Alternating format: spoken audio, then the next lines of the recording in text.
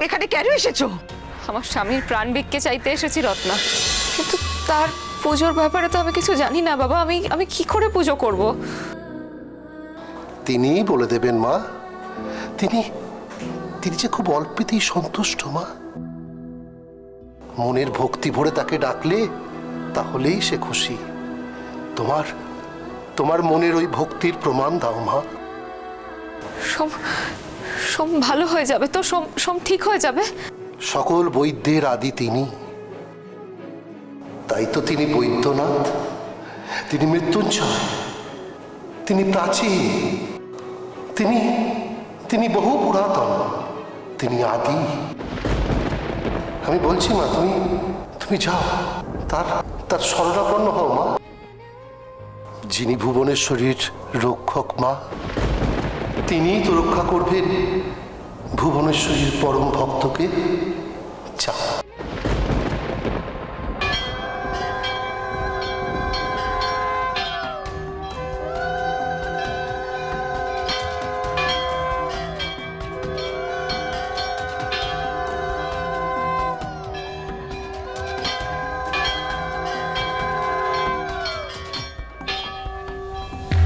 ইস, কি স্বার্থপর আমি। যে মানুষটা আমাকে এত ভালো একটা পরামর্শ দিল, তাকে অসুস্থ জেনেও ছেড়ে এলাম। ওনাকে অন্তত ডাক্তারের কাছ অব্দি পৌঁছে দেওয়াটা আমার উচিত ছিল।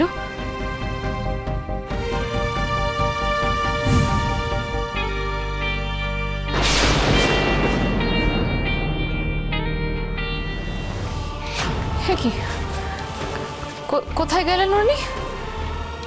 এই তো এখানেই ছিলেন, কোথায় গেলেন? বাইরে বেরোনোর তো অন্য কোনো দরজা নেই। কি করে সম্ভব এটা? কি করে ঘর থেকে বেরোলেন? আমার গিন্নি আছেন, তার উপর তো এই সারা ভুবনের ভার। আর তাছাড়া আমার 4 ছেলে মেয়ে আছে মা। রোজগার পাতি তো কখনো করিনি মা, ভিক্ষে করেই দিন চলে। কে তুমি? কে? এ কি তবে সংকেত? যে সংকেতের কথা সোম আমায় সবসময় বলতো। উনি আমাদের সবসময় সংকেত দিয়ে যান, সোম আমাকে বলতো। এ কি তবে সেই সংকেত? আজ এই মহাশিবরাত্রির দিনে নিজের ওই সিঁদুর অক্ষুণ্ণ রাখার জন্য তার শরণাপন্ন হও মা।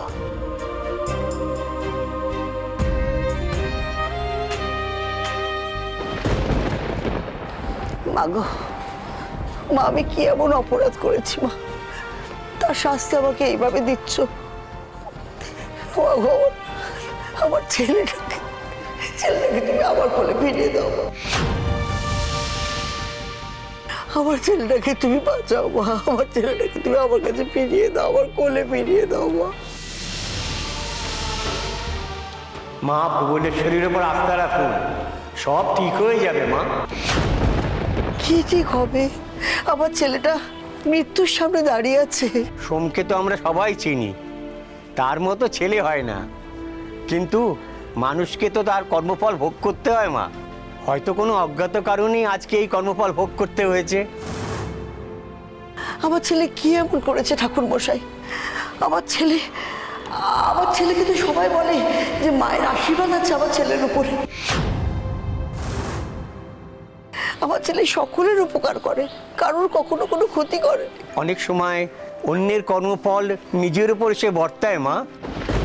বাবা মায়ের কর্মফল ছেলে মেয়েকে, ভাইয়ের কর্মফল বোনকে, বোনের কর্মফল ভাইকে, স্বামীর কর্মফল স্ত্রীকে, আর স্ত্রীর কর্মফল স্বামীকে। আপনি ঠিকই বলেছেন ঠাকুর মশাই। স্ত্রীর কর্মফল স্বামীকে তো ভোগ করতেই হয়। তার প্রমাণ আজকের চেয়ে বড় তার কিচ্ছু নয়। ঠাকুর মশাই, আমি এসব কিচ্ছু জানি না, আমি জানতে চাইও না। আমি শুধু চাই আমার ছেলেকে আমার কোলে ফিরে আসুক। আমি তো সাধারণ রক্তে মাংসের মানুষ, তার ইচ্ছে বুঝবো কেমন করে মা?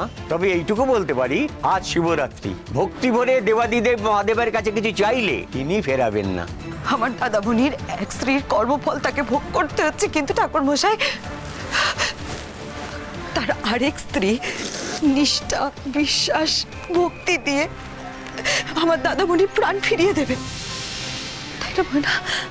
আমি করব।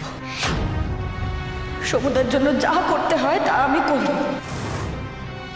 আপনি শুধু বলুন ঠাকুর মশাই আমাকে কি করতে হবে। আমি জানি।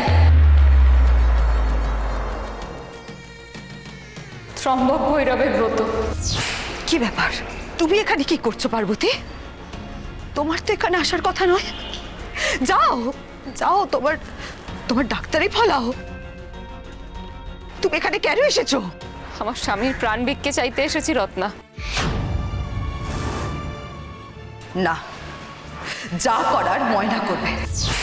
মা বলো না, ময়না করবে তো বলো।